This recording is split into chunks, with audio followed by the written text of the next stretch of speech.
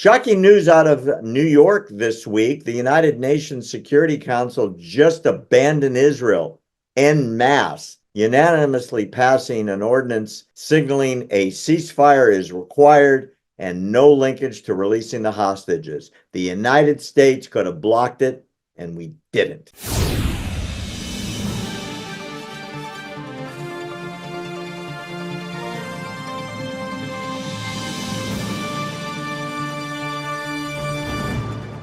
Claire Lopez, shocking developments at the United Nations Security Council this past week. There have been two resolutions that have come before them for a vote. A week ago, there was one introduced by the United States calling for a ceasefire if and when Hamas released the hostages. Shockingly, truly shockingly, China and Russia vetoed it as if you've got some hostages, whatever, we don't care, which is basically what they said. Then a second resolution came, and this one did not link the two. In other words, we want a ceasefire right away, and we want the hostages released whenever you get around to it. All 14 UN Security Council members approved it, with the U.S. abstaining. Bibi lost it. I couldn't believe that Biden stabbed him in the back like that and abandoned Israel, basically, and abandoned the hostages. There was a delegation just about to fly to Washington to meet with senior administration officials, and Bibi canceled the trip. Why in the world would Israel get abandoned like this? You know, it's shameful. It really is. The second resolution that we're just talking about here mentions both a ceasefire in the context of the remainder of Ramadan, which is another couple of weeks or so, but does not link it, does not make the release of the hostages, the ceasefire, dependent upon the release of the hostages. That was the key to the first one that, as you say, China and Russia vetoed. Right. But now this wording does not demand release of the hostages in return for a ceasefire dependent upon the release of the hostages. It really is a stab in the back for Israel. Why would Biden do that? Remember the speech? There's no space between Israel and the United States. All the hostages must come home. Hamas must be eliminated. Israel needs to do whatever it needs to do to take care of terror. That was a few months ago. Israel's been prosecuting this war with a judicious care for the civilians, the likes of which the world has never seen.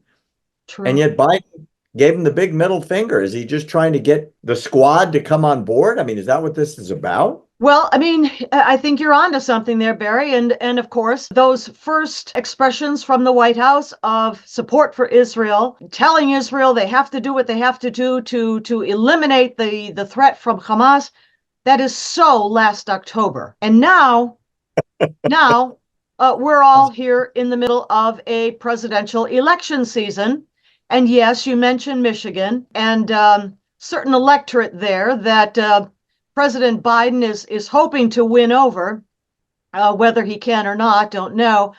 But, one of the demands of the Biden administration was that sufficient care should be taken, sufficient planning should be done to ensure that, this very large Gazan population that moved in the beginning of the IDF operation, Swords of Iron, moved from the north to the south of Gaza and are now clustered, concentrated in and around Rafah at the south end of Gaza, that they should be, moved out of harm's way.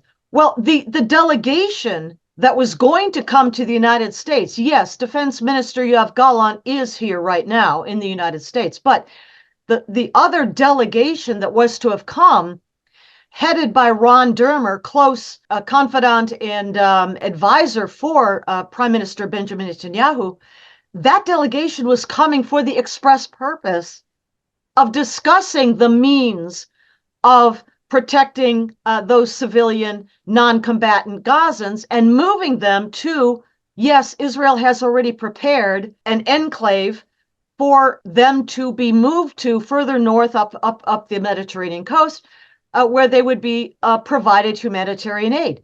That's what that delegation was coming to discuss with the White House. Yes, of course, it was canceled after what the Biden administration did to Israel at the UN Security Council. And in the history of warfare, ever, there's never been a country that is bent over backwards into pretzel-like gyrations to protect civilians. Never, ever, ever. I mean, absolutely. Even putting Israeli forces in danger and probably adding to their casualty count in an effort to protect non-combatant civilian Gazans. You're right. No other military, including our own American one, has ever gone to the extent, millions, by the way, millions of text messages, millions of leaflets dropped, phone messages to advise civilians to get out of the way of impending military operations, which of course tips off Hamas as well. But they did it anyway in order to preserve civilian life. Nobody pays attention to that. Nobody gives them credit for that. And they're due enormous credit for the way they conduct this warfare, unheard of in the history of warfare, period.